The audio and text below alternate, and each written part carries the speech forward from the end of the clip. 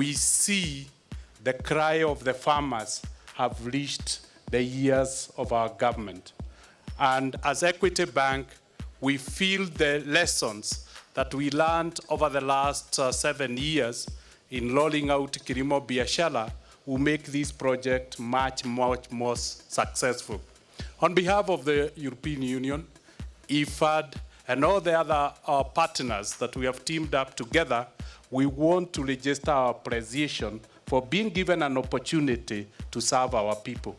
The Principal Secretary in the Ministry of Agriculture, Cecily Kariuki, said KCEP is unique because it seeks to optimize on the resources of the private sector by employing the public and private sector partnerships. It's the first project that we are able to bring the private sector in the country through Equity to also mobilize their resources jointly with international donors and the government of Kenya to reach more farmers. Earlier, the Deputy President commissioned a grain storage facility in Siakago and a smallholder irrigation scheme in Kathiga Gasheru before launching a horticultural market facility in Embu.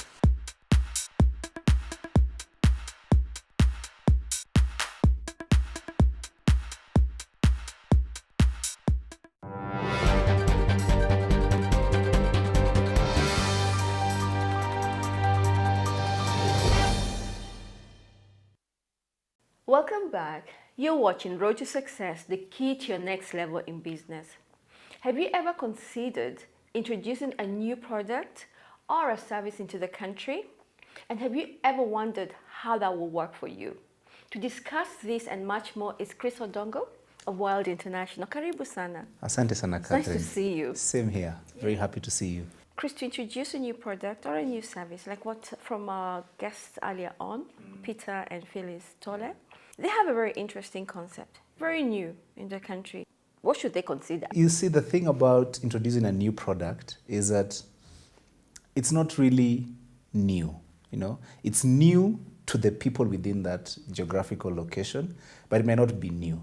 So for example, what Peter and Phyllis were introducing is new to Kenyans, but where they're coming from in Australia, it might not be very new.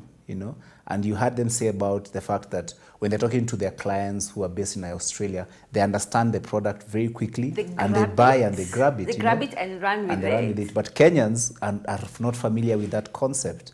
And I was just seated in the studio listening in, trying to understand it and trying to grasp it. And I was thinking, okay, so if I was marketing this product, how would I go about it? And you have to now then consider the dynamics of the sector that you are in. So for example, they're in the land buying sector, and we know the challenges that come with that. And it's about people being conned, it's about people being given promises that never materialize, it's about titles disappearing. And so if you're in that particular space, the thing that you want to do is you want to build the confidence of the user. One of the things they mentioned is everybody thinks it's a pyramid scheme. Yes. And that's not the reputation you want when you're beginning a company.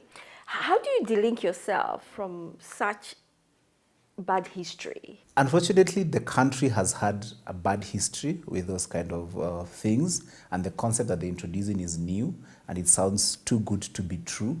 And so they have to arm themselves with the right associations, So I will advise them to get a respectable board of advisors or an independent board, I will advise them to go and register their product with the Capital Markets Authority, because those are things which if you have convinced the authorities or the licensing bodies that your product is legit, then if they give you that sort of stamp of approval, then it builds confidence in the market.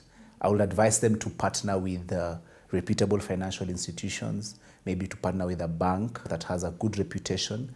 Those are things that now help inspire confidence in them.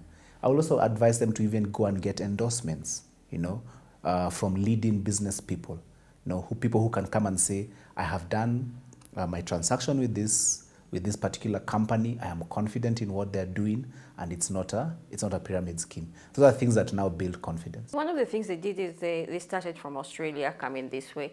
What if you don't have that kind of opportunity? How do you convince somebody? For example, you want to sell something like this. Yeah. Or whatever product and services that you have, which may not be new. but are still new to me. Whenever you introduce a new product into the market, you have what you call your early adopters. These are people who, by their very makeup, they are willing to take the risk with new products.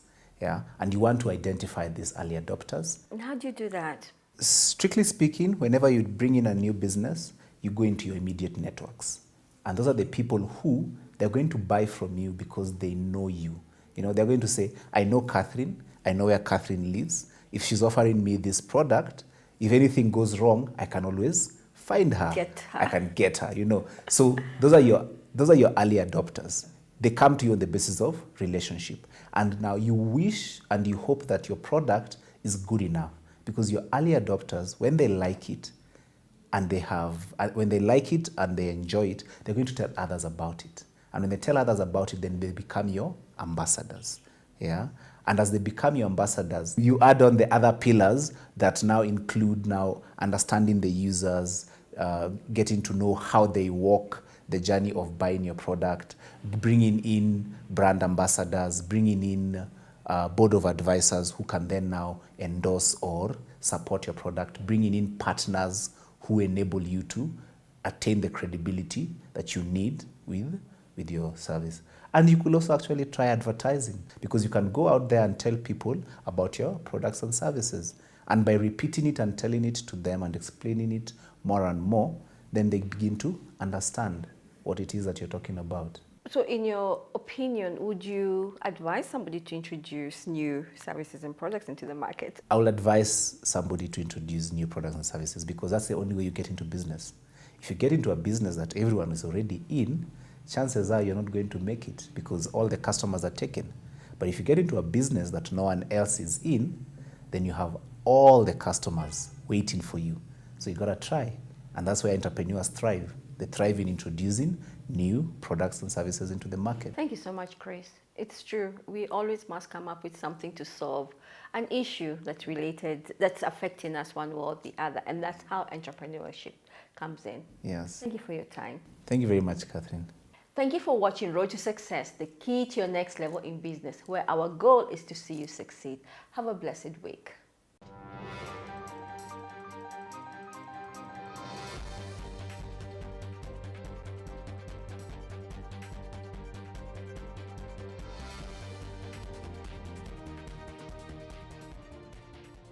Road to Success is brought to you by Equity Bank.